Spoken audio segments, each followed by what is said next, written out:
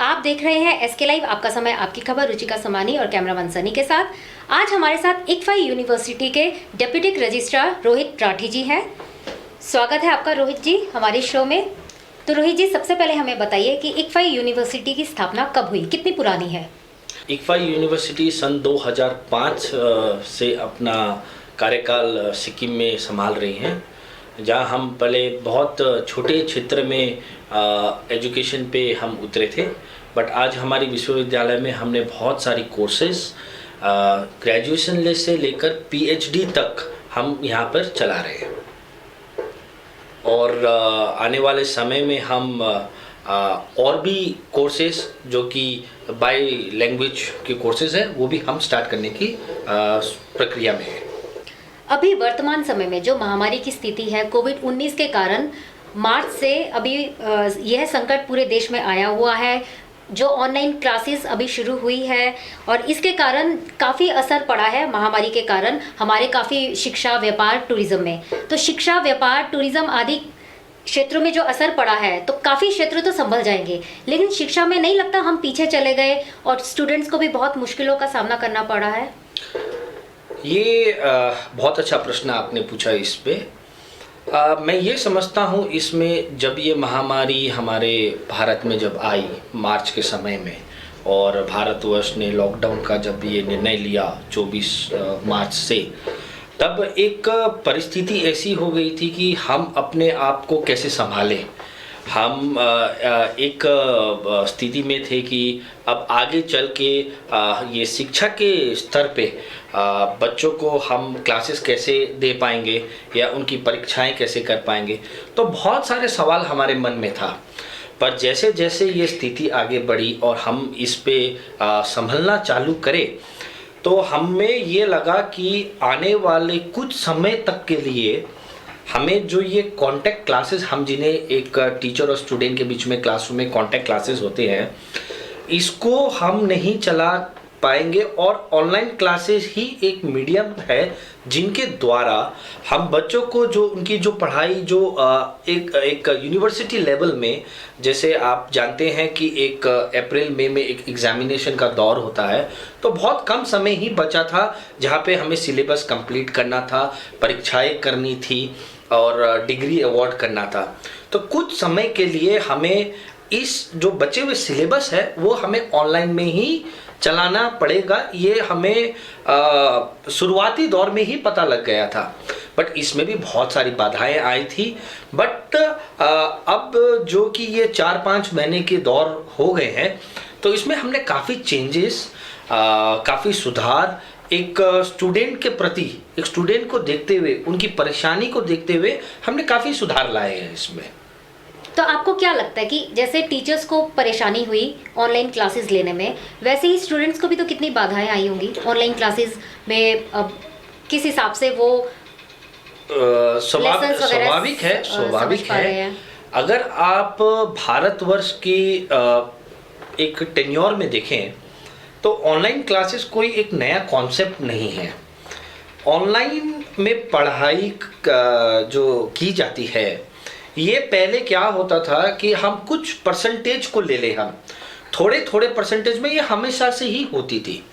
But क्योंकि अब ये महामारी के वक्त पे आपकी पूरी की पूरी जो कॉन्टैक्ट क्लासेस जो ऑनलाइन पे आ गई है, ये जो एक चेंज है, इस चेंज को हम यानी हमारे टीचर्स, हमारे स्टूडेंट्स, इनको ये अडेप्ट करने में थोड़ा समय लग रहा है। जैसे जैसे स्टूडेंट भी ये समझ रहे हैं कि हाँ, अब ऑनलाइन क्लासेस ही एक साधन है हमारी पढ़ाई पूरी करने का और एक शिक्षा में एक अपना टच में रहने का, जब वो बात समझ रहे हैं, अब हम ये समझते हैं कि जो पहले हमें 90% या 100% हमें जो बाधाएं आती है, अब वो पूरी गिर कर 30% तक रह गई है। पर हाँ, ये आपका सोचना सही है कि अभी भी ऑनलाइन क्लासेस में काफ़ी प्रॉब्लम्स है, काफ़ी दिक्कतें हैं, ना कि सिर्फ स्टूडेंट को बट टीचर को भी। बट मैं ये सोचता हूँ कि हर टीचर अपने तरीके से इस बाधाओं को दूर करने में सक्षम है। तो जैसे कि प्रत्यक्ष रूप से पहले जो क्लासेस होती थी, अभी जो ऑनलाइन क्लासेस है जैसा आपने बताया, तो क्या लगता है कि फ्यूचर में क्या ऑनलाइन क्लासेस ही अब हमारे पास एकमात्र? मैं ये समझता हूँ कि जो ये महामारी का वक्त है, पहले तो मेरी ये आशा है कि ये महामारी का वक्त जल्द से जल्द हमारी ज़िंदगी से चला जाए। जो कि अभी हम इस महामारी से जूझ रहे हैं, आने वाले कुछ महीनों तक मैं समझता हूँ कि ये ऑनलाइन क्लासेस चलते ही रहेंगे। अभी आपने भी पढ़ा होगा मिनिस्ट्री ऑफ ये अपने एक्सटर्नल अफेयर्स या होम अफेयर्स से एक हमारे यहाँ पे एडवाइस आई है 21 सितंबर के बाद में 50% कर्मचारी यूनिवर्सिटी में काम करने के लिए आ सकते हैं। जो स्टूडेंट्स हैं वो भी अपना डाउट क्लियर करने के लिए टीचर के पास में यूनिवर्सिटी में आ सकते हैं, अगर उनके माता पिता उनको परमिशन दे तो धीरे धीरे हम इस लॉकडाउन फेज से उठ रहे हैं।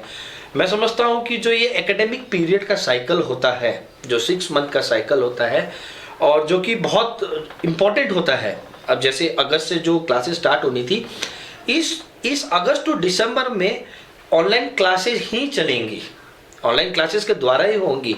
पर आने वाले नेक्स्ट एकेडमिक सेशन में जैसे जो ये अब लॉकडाउन लिफ्ट हो रहा है, आने वाले समय में बच्चे फिर से वही अपने रेगुलर मोड में कॉन्टैक्ट क्लासेस से अपनी शिक्षा पूरी कर सकते हैं। मतलब इस स्थिति से उबर जाएंगे, स्थिति से उबर जाएंगे। तो जो बच्चे, जैसे आपने बोला ऑनलाइन क्लासेस ही एकमात्र वो रह गया है इसका साधन, तो जो बच्चे बस्ती में या कहीं गांव में रहते हैं, नेट की प्रॉब्लम्स रहती है, तो वो लोग अगर पीछे रह जाते हैं तो उनको आप कैसे अपने साथ कोऑपरेट करवाते हैं? यानी ये दिक्कत हमें डे 1 से हम इस चीज़ को महसूस कर रहे हैं। अगर हम गैंगटॉक की बात करें और सिक्किम की बात करें तो हमारे यूनिवर्सिटी में सिर्फ सिक्किम के छात्राएं ही नहीं पढ़ते, अन्य राज्यों से भी छात्राएं हैं। और क्योंकि सिक्किम एक स्टेट नॉर्थ ईस्ट में जहाँ पे अंतर्राष्ट्रीय सीमाएं भी जुड़ी हैं, भूटान से भी हैं बच्चे, नेपाल से भी हैं, और यहाँ पे काफ़ी बच्चे अरुणाचल प्रदेश से भी है। और आपने सही कहा कि अरुणाचल प्रदेश में इंटरनेट कनेक्टिविटी मैं तो ये मान है ही नहीं, कुछ गांव में है ही नहीं। बच्चों के लिए हम क्या कर रहे हैं, जहां हम ऑनलाइन क्लासेस देते हैं, हर ऑनलाइन क्लासेस रिकॉर्डेड होती है और वो ऑनलाइन क्लासेस की जो वीडियो है हम हमारे YouTube चैनल में, इक्फा यूनिवर्सिटी के YouTube चैनल में अपलोड करते हैं। तो काफ़ी बच्चे जो ऑनलाइन क्लासेस में प्रेजेंट है और इंटरनेट के वजह से वो डिस्कनेक्ट हो जाते हैं, तो वो कभी भी अपने समय के हिसाब से या जब भी इंटरनेट अच्छा बैंडविड्थ हो तो वो YouTube चैनल में जाके उस लेक्चर को दोबारा से देख सकते हैं। तो इसमें क्या है, हम क्या सोचते हैं कि कोई बच्चे पीछे ना हट जाए, सभी को हम सामान्य रूप से लेके फिर आगे बढ़ेंगे, साथ लेके बढ़ेंगे। अभी जैसे कि एडमिशन स्टार्ट हो चुके हैं, तो आप लोग किस बेस पे अभी एडमिशन ले रहे हैं और किस बेस पे पहले लेते थे, तो उसमें भी कुछ डिफरेंस किया है आप लोगों ने? अच्छा, एडमिशन के दौर पे जब हम बात करें तो इसमें काफ़ी सारे चेंजेस आए हैं। जो हमारी एडमिशन की जो क्राइटेरिया में हमने कोई सुधार नहीं लाया है। कोई भी इसमें हमने पॉलिसी चेंजेस नहीं किया है। जाकि एक स्टूडेंट को 50% एक क्लास 12th में मार्क्स चाहिए तो हम उसी को अपना बेस बना के एडमिशन दे रहे हैं। हाँ, पर मैं ये ज़रूर कहूँगा कि पहले जहाँ हम जुलाई के एंड में हमारा एडमिशन क्लोज कर देते हैं, उसे हमने बढ़ाकर सितंबर 30 तारीख तक कर दिया है। तो ये एक रियायत हमने बच्चों को दी है और इस वजह से भी दी है क्योंकि काफ़ी सारे स्कूलों में रिज़ल्ट लेट हुआ था, परीक्षाएं लेट हुई थी। और ना कि सिर्फ अंडर ग्रेजुएट कोर्स को हम ध्यान में रखेंगे, पर पोस्ट ग्रेजुएट कोर्स के लिए जहां एक बच्चे को ग्रेजुएट होना होता है, तो काफ़ी सारे विश्वविद्यालय में अभी तक एग्ज़ाम परीक्षाएं नहीं हुई हैं। तो जहां परीक्षाएं नहीं हुई हैं, हम उन्हें पोस्ट ग्रेजुएट लेवल में एडमिशन नहीं दे पाएंगे। तो रियायत की जहाँ तक बात है, तो हमने हमारी एडमिशन की जो प्रक्रिया है, जो लास्ट डेट है, उसको हमने 2 महीने से बढ़ा दी है। और हम इस पे भी विचार विमर्श कर रहे हैं कि आने वाले समय में अगर इसको और अगर हम बढ़ाना पड़े हमें, तो हम इसको और बढ़ाएंगे, ताकि हर बच्चों को, हर छात्र को यूनिवर्सिटी में एडमिशन की कोई दिक्कत नहीं आए, कोई बाधा नहीं आए। इन शॉर्ट आप कोर्सेज के बारे में बताइए हमारे दर्शकों को। यूनिवर्सिटी में हम मैनेजमेंट के कोर्सेज, इंफॉर्मेशन टेक्नोलॉजी के कोर्सेज, लॉ में, हमारे हॉस्पिटैलिटी एंड टूरिज्म में और सोशल साइंसेस में, हमारी ये जो 5 स्कूल्स हैं, इस 5 स्कूल्स के अंदर हम बहुत सारे कोर्सेज हम रन करते हैं, जो कि आपके 2 वर्ष से लेके 5 वर्ष तक के कोर्सेज, इंटीग्रेटेड कोर्स जिन्हें हम कहते हैं, वो हम रन करते हैं हमारी यूनिवर्सिटी। अभी आप इक्फाई यूनिवर्सिटी को रिप्रेजेंट करते हैं, तो जो अभी महामारी का कारण है, लोगों के पास पैसे नहीं है या लोग दूर रहते हैं, तो उनका एडमिशन किस हिसाब से हो रहा है और आप फीस में कितनी रियायत कर रहे हैं? जहाँ तक मैं एडमिशन की बात करूँ, तो एडमिशन हमारे पूरे भारत में काफ़ी सारी यूनिवर्सिटी में ऑनलाइन की एक मीडियम है, वो पहले से ही ये चलती आ रही है। पहले क्या है कि बच्चे पहले ऑफलाइन एडमिशन लेने भी यूनिवर्सिटी आते हैं, पर अभी हमने क्या कह रहे हैं बच्चों को कि आप यूनिवर्सिटी में मत आइए, आप ये परेशानी मत उठाइए, हम ऑनलाइन से ही आपकी सारी एडमिशन प्रक्रिया कर देंगे। जहाँ तक फीस की संबंधित बात है, तो हमने हमारी यूनिवर्सिटी में जो भी बच्चे सिक्किम क्षेत्र या जीटीए क्षेत्र या नॉर्थ बंगाल की बात करें तो सिलीगुड़ी और आसपास के राज्यों के, यहाँ से बच्चे अगर कोई हमारी यूनिवर्सिटी में पढ़ने आते हैं, तो हमने उन्हें 30% प्रोग्राम फी में कंसेशन दे रहे हैं ये महामारी के सिचुएशन में। और इसके साथ ही साथ हमने स्कॉलरशिप भी हम प्रोवाइड कर रहे हैं, और जो बच्चे सिक्किम क्षेत्र से गवर्नमेंट कोटा से जो आते हैं, उनके लिए हमने 50% फी कंसेशन दे रहे हैं हमें। ये तो बात हो गई आपकी एडमिशन के टाइम में फ़ीस की। अब जो बच्चे हमारे यहाँ पहले से पढ़ते आ रहे हैं, हमें काफ़ी बच्चों से ये सवाल आया, मेल्स आते हैं कि हम हमारी पूरी प्रोग्राम फ़ी नहीं दे पाएंगे, तो हमें क्या रियायत मिल सकती है। तो उन ज़रूरतमंदों के लिए हम उन्हें कह रहे हैं कि आप पार्ट पेमेंट कर सकते हैं, जिसे हम इंस्टॉलमेंट बेसिस में भी कहते हैं। तो हम किसी भी बच्चों को ये नहीं कह रहे कि आपको पूरी फीस अभी ही देनी पड़ेगी। जिन्होंने हमें ये मदद के लिए हमें मेल किया है, हम उन्हें कहते हैं कि ठीक है, आप अभी 5000 अभी दे सकते हैं या 3000, और आपकी जो ज़रूरत हो एक टाइम पीरियड डिसाइड कर दिया जाता है, उस टाइम पीरियड के अंदर आप हमें फीस दे सकते हैं। क्योंकि हम भी समझते हैं कि जो परेशानी से हम जूझ रहे हैं, उनके माता पिता भी ये परेशानी से जूझ रहे होंगे। तो ये तो थी फीस की बात। तो प्लेसमेंट का कैसे सिस्टम रहता है और कौन कौन सी कंपनियां आती हैं प्लेसमेंट के लिए? ये बहुत अच्छा सवाल आपने पूछा। इसमें मैं ये कहना चाहूँगा, जिस 2005 से जब इक्फाई यूनिवर्सिटी की स्थापना हुई, हमारी 2008 में पहली बैच पास आउट होकर गई है। 2008 से लेकर 2017 तक इक्फाई यूनिवर्सिटी में 100% प्लेसमेंट रही है। 2018-19 की जब ये महामारी की ये बात करें, तो हमारे जो प्लेसमेंट ऑफिसर जो इन्हें प्लेसमेंट के देखते हैं, तो बहुत सारी कंपनीज लाइन अप हुई थी। ये कंपनीज हर साल जनवरी बिटवीन दिसंबर टू फरवरी के पीरियड में आती है प्लेसमेंट इंटरव्यूज़ के लिए। जबकि जो कि ये महामारी का सिचुएशन आया, तो काफ़ी सारी कंपनीज ने भी अपना कट कर दिया, एम्प्लॉयज़ को कट कर दिया, और नए एम्प्लॉयज़ जो इंटरव्यू दे चुके थे, बच्चे जिन्हें ऑफर लेटर भी मिल चुका था, उन्हें भी अभी स्टॉप पोजीशन में रखा हुआ है। ये समझते हुए भी हम ये समझते हैं कि जिन बच्चों ने एक एजुकेशन लोन लेके पढ़ा है और एक आशा के साथ में पढ़े हैं कि हम पढ़ने के बाद में काम करेंगे और अपनी ज़रूरत को पूरी करेंगे, उन बच्चों के लिए भी हम अभी जबकि ये स्थिति अब थोड़े से हम देख रहे हैं कुछ सुधार है इसमें, पहले जैसा एक तनाव का माहौल नहीं है, तो अब हम कंपनीज को अप्रोच भी कर रहे हैं और कंपनीज अब रिक्रूटमेंट लेने के लिए तैयार भी है। हालांकि मुझे बहुत खुशी के साथ ये कह रहा हूँ आपको, कल की बात है, हमारे 4 बच्चे सेलेक्ट हुए हैं इंटरव्यू में। तो उनका ऑफर लेटर अब कुछ ही दिनों में आता होगा। तो हम इस प्रक्रिया को जारी कर रहे हैं और ये प्रक्रिया सिर्फ 2020 के पास आउट बैच के लिए नहीं है। हालांकि हमारे जितने एलुमनाइज हैं, जितने पहले पास आउट हो चुके हैं और उन्हें भी अगर जॉब की ज़रूरत है, वो भी यूनिवर्सिटी में आकर प्लेसमेंट ऑफिसर से बात करके जॉब में इंटरव्यू में वो बैठ सकते हैं। यूजीसी की गाइडलाइन के अनुसार विदाउट एग्जाम्स स्टूडेंट्स को प्रमोट नहीं करेंगे। तो एग्जाम्स क्योंकि अप्रैल में होने थे और मार्च में ही कोरोना का प्रभाव शुरू हो गया, तो ऐसे स्थिति में एग्जाम्स की क्या हालत थी और कब किए गए ये एग्जाम्स? जहाँ तक परीक्षा की बात आती है, जैसे हमारे भारतवर्ष में मार्च में जैसे लॉकडाउन हुआ तो काफ़ी सारे बच्चे घबरा गए थे कि अब हमारी परीक्षाएं कैसे होगी, हम प्रमोट कैसे होंगे, हम फर्दर स्टडीज़ कैसे कर पाएंगे, हम कॉम्पिटिटिव एग्ज़ाम्स कैसे लिखेंगे। और काफ़ी सारे बच्चों की ये परेशानी भी थी कि उन्होंने एजुकेशन लोन लिया हुआ था, काफ़ी ये सोच के बैठे थे कि हम अपनी पढ़ाई पूरी करके अपनी ज़रूरत को पूरी करेंगे। तो इन सभी समस्याओं को देखते हुए, और हालांकि आपने सही कहा कि यूजीसी की गाइडलाइंस के अनुसार बिना एग्ज़ाम करवाए किसी बच्चों को प्रमोट नहीं किया जा सकता, तो हमने ये गाइडलाइंस में भी काफ़ी सारी सुधार हुई, काफ़ी चर्चा हुई थी ये गाइडलाइंस में, पर एक स्थिर गाइडलाइंस अभी जाके जो अभी बनी है।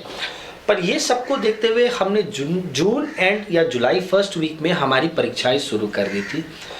हम इक्फा यूनिवर्सिटी में क्या करते हैं कि हम कंटिन्यूस इवैल्यूएशन को अपना एक इम्पोर्टेंस मानते हैं, ताकि बच्चों को सिर्फ एक एंड टर्म के एग्ज़ाम की बेसिस में जज ना किया जाए, उनको कंटिन्यूसली हम जज करते हैं। तो हमने क्या किया कि जो हम कंटिन्यूस जज कर चुके थे मार्च तक, उन मार्क्स को वेटेज रखते हुए कुछ परसेंटेज हमने मार्क्स वहाँ से लिए और फिर हमने ऑनलाइन एग्जामिनेशन कंडक्ट करवाए।